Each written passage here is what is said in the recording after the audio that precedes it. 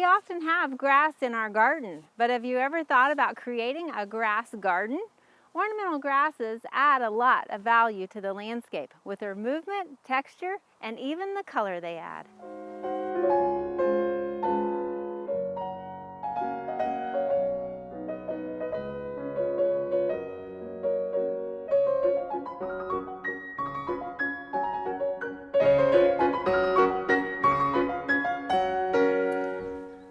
Take some time to tour you around the grass garden that we have here at the Botanic Gardens at OSU. While any one of these grasses would look great individually in a garden landscape, we've planted them here together so that you could get a full appreciation for the diversity that they offer. While we have a lot of varieties planted here, this is really just the tip of the iceberg with all the cultivars that are now available on the market. With so many ornamental grasses available to the home gardener, we wanted to really get into it with you guys and showcase them. And so we're going to cover 5 different categories of ornamental grasses. From the prairie to the patio pot, we're going to show you why ornamental grasses are such a staple in the home landscape. But before we get started, I want to cover some of those characteristics that make ornamental grasses so popular in the home garden. If you're looking for something that's drought tolerant, disease resistant, pest free, and easy to manage, most ornamental grasses fit the bill. That alone would be reason enough to utilize these in the landscape, let alone the characteristics they offer, like this amazing color that some ornamental grasses provide. Some have more of an upright habit, while some have more of a weeping waterfall feature that they create with their form. Some work well as focal points at the end of a path, while others look really great in mass. Because most of them have large, strappy leaves, they also tolerate our Oklahoma winds really well, whereas some of our broadleaf plants can look a little bit tattered by the end of the season. Also, because of some of this bold foliage, they can be used next to a pool to give you that tropical flair. As you can see, they come in a range of foliage during the summer, from variegations to this dark black almost foliage. But also in the fall, many of them will turn these bronzy copper colors that will also fade into a red color. The color alone is important, but they also will produce seed heads. Some have these giant plumes where others have dangling seeds. Some stay a modest 1 foot tall. Several ornamental grasses get to be about 3 to 5 feet tall, and some reach as high as 12 feet tall. Regardless of which grass you choose, most are not picky about their soil requirements and can do well in our Oklahoma soils. Also, as far as maintenance goes, they're pretty low maintenance. For annuals, you basically just take them out of the garden at the end of the season and either throw them away or compost them. For perennials, you just give them a haircut late in the winter. So you can see we have a lot of ground to cover when it comes to ornamental grasses. That's why we're going to cover 5 different categories. We're going to look at annuals, perennials, shade tolerant, native, and ornamental grasses that aren't really true grasses. So stay tuned as we dig into ornamental grasses.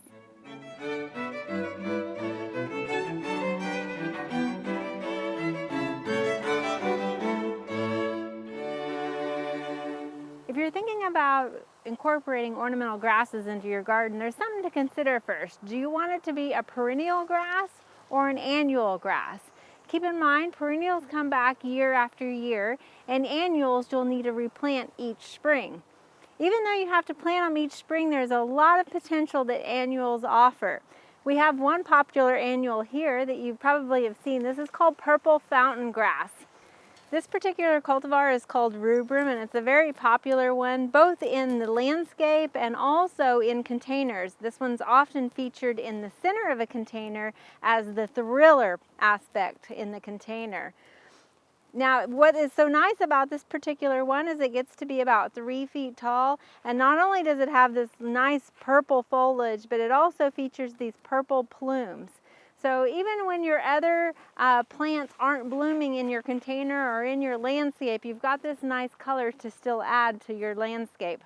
Now in 2004, there was a sport that was discovered off of this cultivar rubrum, and it was later named fireworks, and we have that here next to us.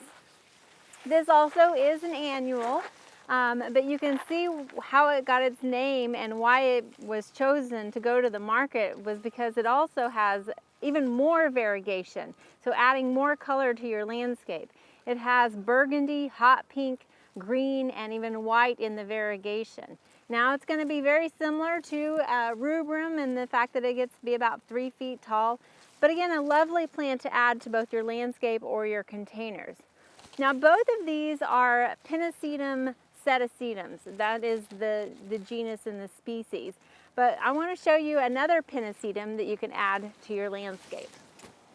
Here we have Pennisetum purpureum, and in our garden here we have 2 different cultivars. One is called Vertigo and one is called First Night. And both have this extremely bold, dark foliage. Now, in the early spring, they can be a little bit difficult to tell apart, but Vertigo will actually get to a 8-foot height, whereas First Night will stay more at a 4-foot height. So depending on what height you're looking at, that might help you select which cultivar you want. The other thing is, regardless of which one you choose, you're going to get this lovely foliage, which really works well to create that tropical look because of the rich color that it provides.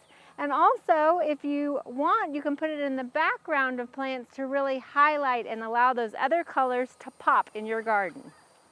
Now we're going to go down a little bit in scale to what is called ruby grass here. And this is not nearly as bold as the Pennisetums, but also a nice grass. It's got a softer, kind of more of a subtle texture to it with this blue-green foliage, and it really kind of softens the edge of your landscape. So you're going to want to put this closer to the bed edge so that it is showcased a little bit better. But also because of its size, it might be one that you want to add into containers to sort of elevate it and highlight it a bit more.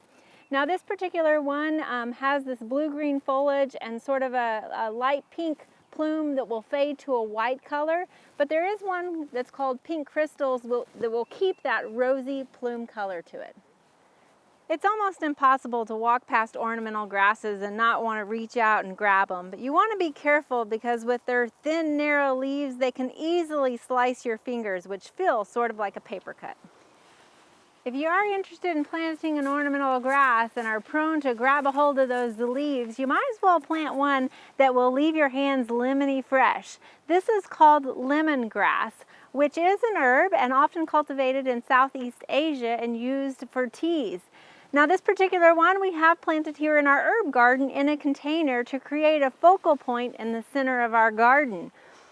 Now lemongrass only gets to be about 4 to 6 feet tall, and while it doesn't bloom, when you crush those leaves, it will delight your other senses.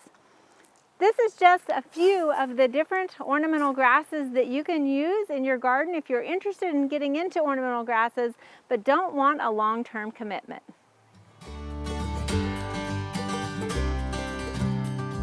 We hope you enjoyed this video. It's part of our Oklahoma Gardening YouTube channel. You can also find even more videos on our OK Gardening Classics YouTube channel. And join us on social media for great gardening tips, photos, and discussion.